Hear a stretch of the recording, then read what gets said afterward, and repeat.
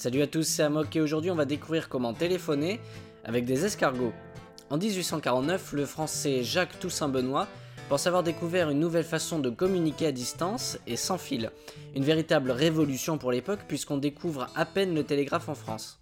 D'après Toussaint Benoît, deux escargots ayant eu un rapport sexuel restent ensuite en communication permanente via une forme de magnétisme, et ce quelle que soit la distance qui les sépare. Il appelle ça la commotion escargotique.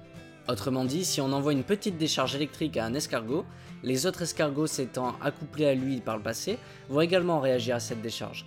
C'est sur cette base que Toussaint Benoît va créer la boussole passillalinique sympathique. Son idée est d'attribuer une lettre à deux escargots et de les faire se reproduire. Les escargots sont ensuite installés sur deux machines différentes. Un stimuli est envoyé au premier escargot, faisant réagir le deuxième, et permettant ainsi d'envoyer des messages lettre par lettre. Jacques Toussaint Benoît démarche alors Jules Alix, un ingénieur connu pour ses inventions insolites, afin qu'il finance ses recherches. Il demande également à Antoine Hippolyte Trillat, une célébrité de l'époque, de lui prêter son gymnase afin d'y mener ses expériences. L'homme accepte et va jusqu'à lui offrir un logement et le nourrit le temps de ses recherches.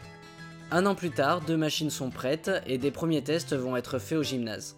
Jules Alix est installé à l'une des machines et envoie le message gymnase à Toussaint Benoît installé à la seconde machine quelques mètres plus loin. Toussaint Benoît reçoit le message Gimoat.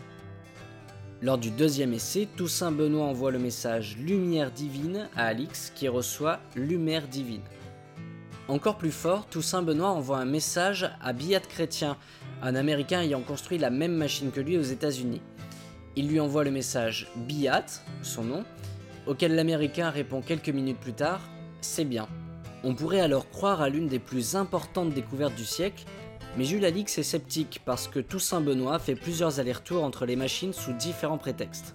Alix lui propose alors de retenter l'expérience mais avec les machines dans deux pièces différentes ou séparées d'un paravent, sans que Toussaint Benoît ne quitte sa place. Si l'expérience marche, Alix le paiera 1000 francs par jour pour qu'il continue ses recherches, et un célèbre patron de presse de l'époque lui propose la même somme sous les mêmes conditions. Toussaint Benoît accepte leur proposition et disparaît le lendemain. Dans les années qui suivent, plusieurs journalistes l'apercevront mendier et il mourra 2 ans plus tard en 1852. Quant à Biat Chrétien, le partenaire américain de Jacques Toussaint Benoît, il n'a jamais existé.